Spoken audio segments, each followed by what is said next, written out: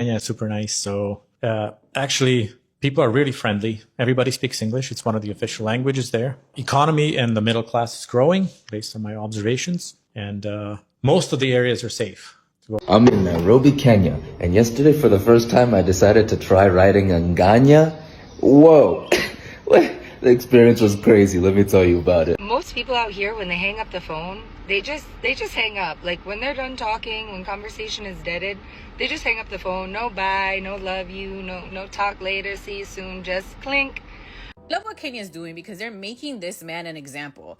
Jay Relo thought that he could knock a woman between the entrance of his Airbnb and the front door. He was going to get away with it. I don't think so. What they're doing is turning him into a beggar. Many foreigners are moving to Kenya, and today we are going to look at how foreigners and Americans react to Kenya and its people. From the culture, the warmth, and the hospitality, to the beauty and everyday life, Kenya seems to leave a lasting impression on everyone who visits. Let's take a look at what they're saying and how their experiences have changed the way they see Africa. We're going to start with this lady who's educating foreigners who haven't yet visited Kenya on what to expect and how to adjust to life in Nairobi. She says that once you embrace the change and adapt to the culture, you'll naturally become part of it. If you're moving to Nairobi, there is one thing nobody tells you about in the first month. It will either make you fall in love with the city or run away. The city moves fast. People are hustling, traffic is chaotic, and the pace can be overwhelming. But there is magic. Once you learn the rhythm, you will feel like you can conquer anything. The moment you stop expecting Nairobi to slow down, you realize how much opportunity is hidden in the speed. So, yes, give it a month before you judge it. Trust me. And this next person, who's now back in the UK, says he really misses the Kenyan food, the warm weather, and the lively Matatu culture.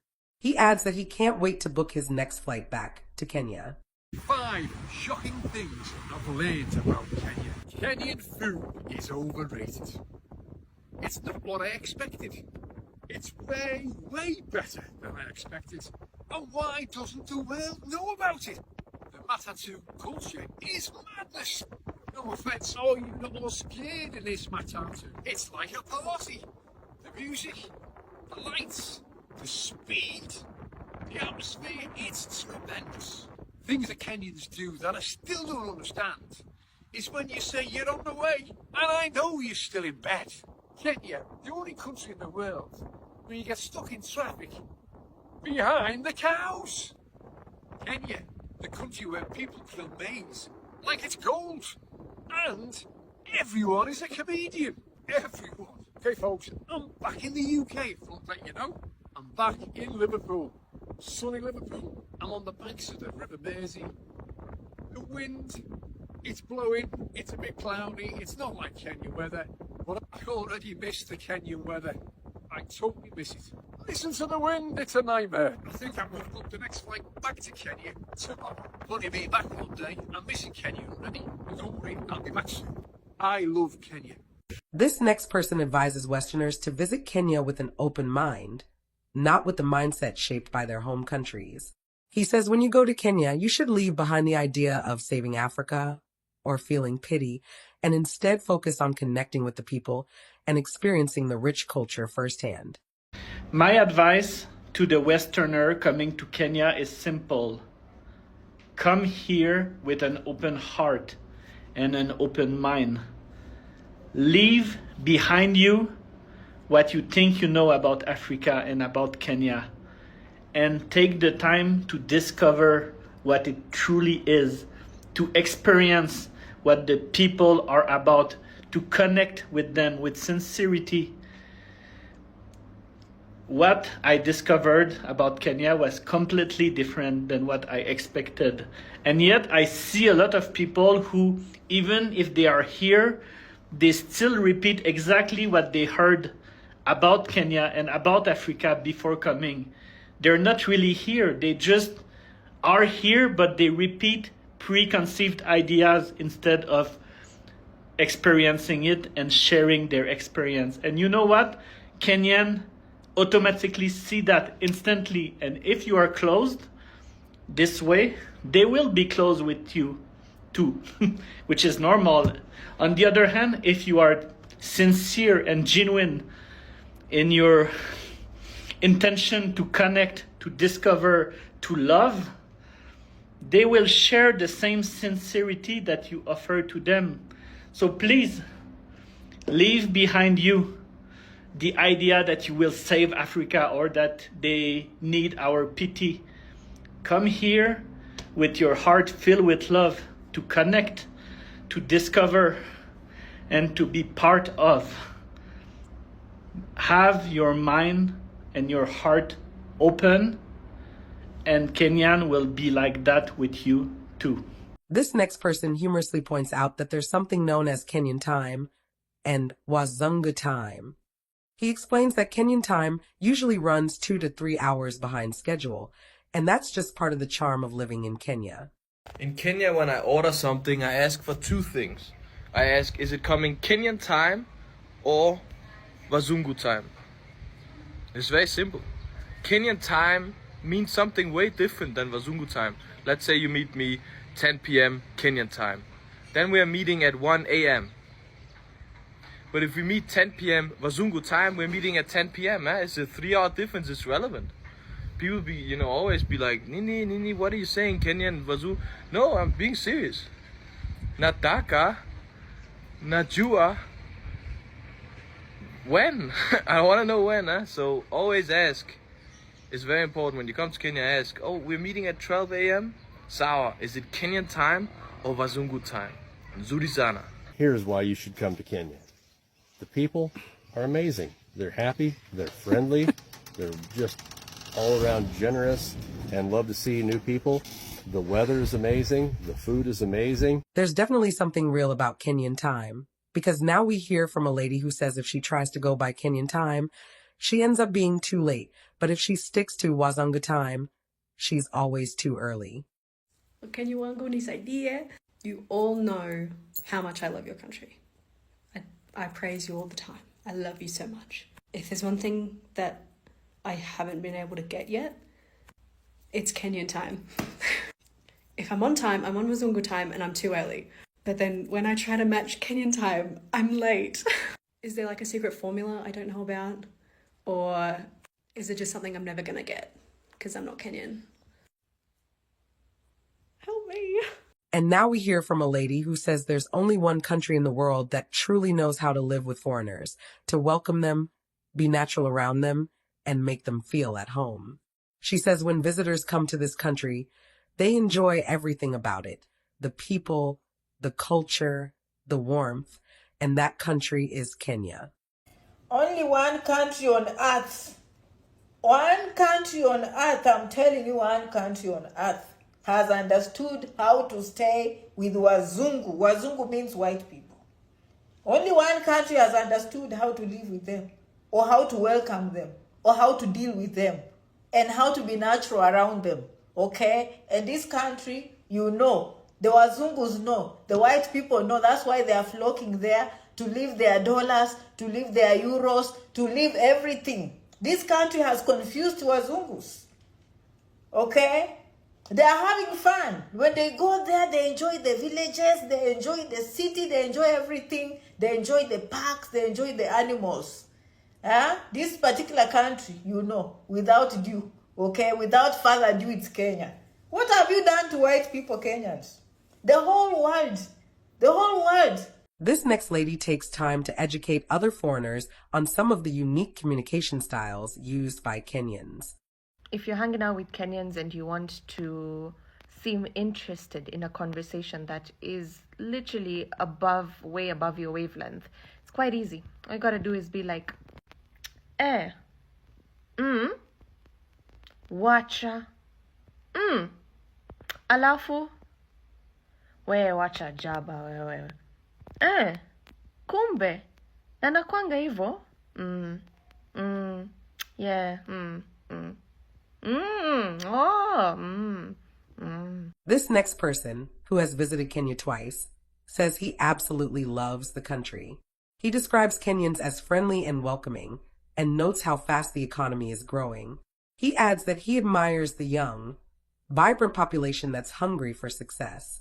I've been to Kenya twice, 2023 December, and then just last year for 3 months. And to my surprise, I really liked it. Actually, Kenya is super nice. So actually, people are really friendly. Everybody speaks English. It's one of the official languages there. Economy and the middle class is growing based on my observations. And most of the areas are safe to go around. I mean, they also lack some infrastructure. They have some problems around there, but I really liked it. You can enjoy the coast along Mombasa area, Diani, which is getting developed. There's also slightly higher Italian population there. And then you have Nairobi. So Mombasa is more touristy. And then you have Nairobi, which is more business oriented. And it's also getting developed a lot. So you see a lot of condo projects going up and everything. And then also a very young population in general. And one thing I liked about it is you can feel the hunger, people trying to start businesses, very enterprising. It's kind of good to see. You don't feel that in Europe anymore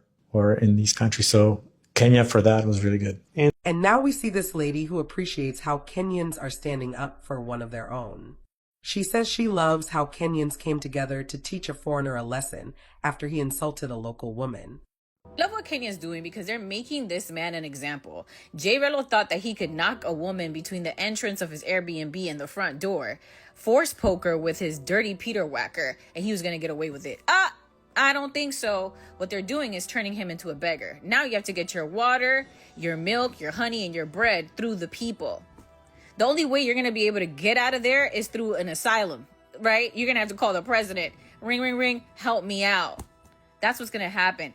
Great minds think alike because this is exactly what foreign countries need to do to people that are visiting and think that they could disrespect the laws, the people, and the culture, the tradition, all that stuff. Kenya, y'all did y'all big one. Y'all did y'all big one. Disrespecting the women of Kenya is crazy. Literally insane. You really thought. But what made you think that you were going to go to a country that you have zero ties to, zero roots in, and disrespect it like that? Now you ain't got no Patreon, no YouTube, no TikTok, no access to money. So the same people that you were disrespecting, now you got to beg them to keep you alive.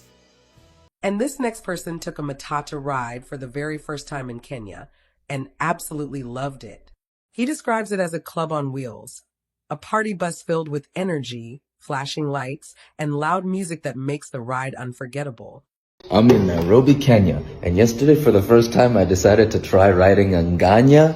Whoa!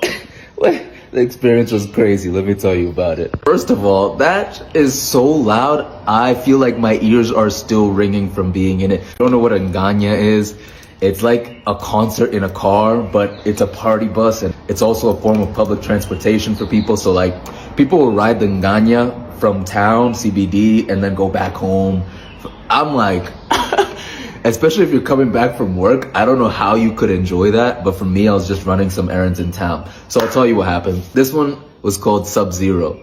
Bro, as soon as I walked in, it was like my entire mood changed. I was like, whoa, this is actually kind of lit. The girl that I was with riding Nganya was telling me, she's like, I wish it was my first experience riding one, because I would ride one from this point back and forth just so I could experience it fully again and again.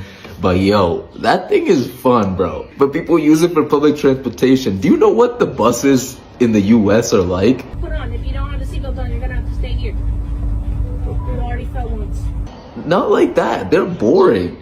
But like when you're riding in the Ganya, they literally have these exclusive mixes from DJs. Like I was trying to figure out what music mix that they were using. Bro, you can't find it anywhere. They pay for an exclusive mix so that their music is like, bro. And it was such a fire mix. Like this next person points out a funny yet interesting habit among Kenyans. They rarely say goodbye or I love you when ending phone calls, something she's now gotten used to herself. She also compliments Kenyans for their impeccable fashion sense, saying they always dress smart and stylish. Things that I absolutely hate as an American living in Kenya, part 2. Okay, this is a genuine thing that I hate, but I do it too now after being here for so long. So most people out here, when they hang up the phone, they just hang up. Like when they're done talking, when conversation is deaded, they just hang up the phone. No bye, no love you, no talk later, see you soon, just clink. But now I'm so guilty. I also do the same thing. Like once I'm done getting my point across, I hang up.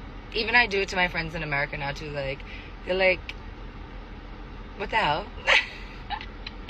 But I'm so prone to doing it now.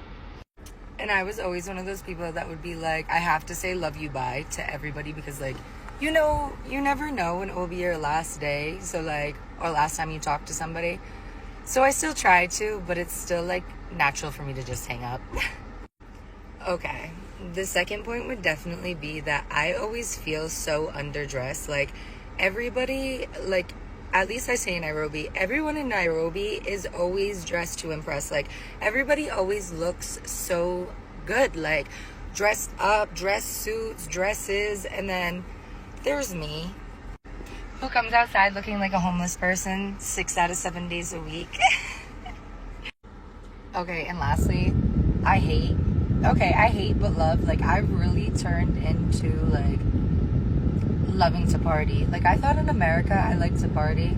No, our clubs close at 2 a.m. So the way we party here in Kenya is so different compared to the way we party in America. Like 2 the club closes in America, so maybe we might go to like a quick little after party at someone's house. Maybe like there's a little underground after party, but it's not running that late.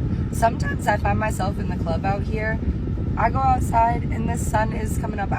Oh my God, I gotta go home. I have such a hard time sleeping when the sun comes up. But the sun comes up, that sounded crazy. But yeah, needless to say, I don't really hate anything. Gotcha. Love you guys. And then we hear from a Ugandan student who came to Kenya for his studies. He talks about the differences and cultural shocks he experienced. One of the biggest being how Kenya is almost a completely cashless nation, with most transactions running smoothly through mobile money, especially M-Pesa. You people. So these are the things which have actually shocked me ever since I came to Kenya, as a student or something of that sort. First, it's really so hard for you to find a standalone house in Kenya. I've not been, okay, let me speak in terms of Nairobi, because I've not been throughout, Kenya. The farthest place in Kenya that I've gone to is it Thika? But guys, it's really so hard for you to find like a standalone house. In Uganda, every second you actually just see a standalone house. We have this perspective that when you see a standalone house, a car, I get that someone owns this, someone owns that property, like that's someone's personal house. But in Nairobi, you're going to find apartments. Each second you turn your neck like this, all you see are apartments. So it got me thinking, like, do people in Kenya actually like own houses personally? I'm not speaking it out of, like in a bad way or something, but it's really something that I keep asking most of my Kenyan friends, like, do people in Kenya actually own houses? Because you can move miles and miles and you cannot find a standalone house. All you're going to find are apartments.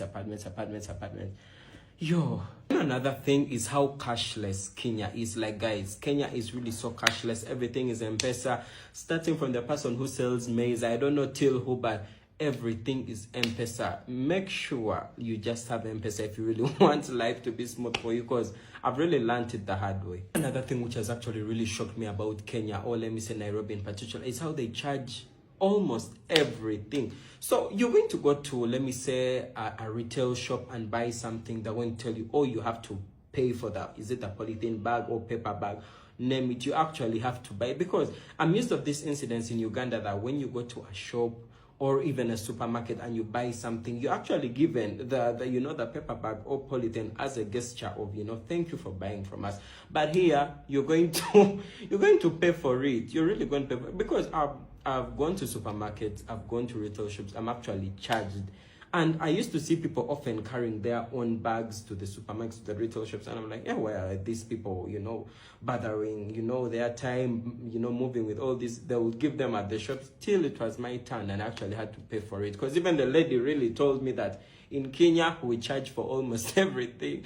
But since you're new, I'm going to give it to you, for free. So they gave me the first time free, but the other days, buana, I've been paying for everything. Another thing is the I don't care policy in Kenya is top notch. Like, people, it's like the policy here is do your own thing, I do my own thing. Don't bother me, I don't bother you. Because I've really seen like people mind their own business. You can literally be doing, I don't know, and people won't care. Because most of my friend told me a story of one time how someone's motorcycle was actually stolen and everyone just continued doing their own thing. Like no one bothered. Because it's such an incident in Uganda whereby someone is being stolen. Unless you go and find people, you know, who will actually try to run after the person or do something here.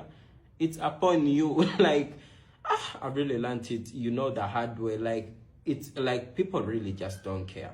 Another thing which has actually shocked me when it comes to the, let me say, tertiary or schools or universities, I'm so shocked that Kiswahili is so widely used that it's totally used everywhere. And I'm not saying that it's a bad thing or anything, but when you come to Uganda, yes, people use Luganda, but when it comes to schools, it's English, and I mean English. You'll only find a little bit of where like our teachers will pitch in some Luganda there, but it's most time like 90% is English. But here, Kiswahili is everything. You're gonna be in the university group, all you see is Kiswahili. Unlike Uganda, where university groups or anything communication, it's all English.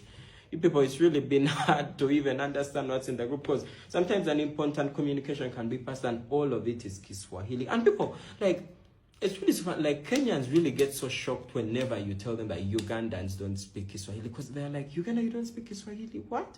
Like, it shouldn't be like a shock by now. Like, amongst all East African countries, it's only Kenya and Tanzania that speak Kiswahili. Every time you guys, I really answered that question many times, why don't you speak Kiswahili? And I'm like, we don't speak Kiswahili, you people, we don't. Yo, the thing which has actually shocked me in Kenya, or let me say Nairobi, is how people drive. You people in Uganda, yes, we have traffic, and traffic like can take long to get done. Here, yeah, traffic comes and goes, but the driving, you people, like it's like people in a competition. Everyone wants to go faster. Everyone wants to do this, and everyone. And that wraps up today's video. It's amazing to see how foreigners view Kenya, from the warm hospitality to the innovative spirit and vibrant culture. Kenya truly leaves a lasting impression on everyone who visits. If you've ever been to Kenya, share your experience in the comments below. We'd love to hear your thoughts. Don't forget to like, share, and subscribe for more interesting stories and reactions from around the world. See you in the next one.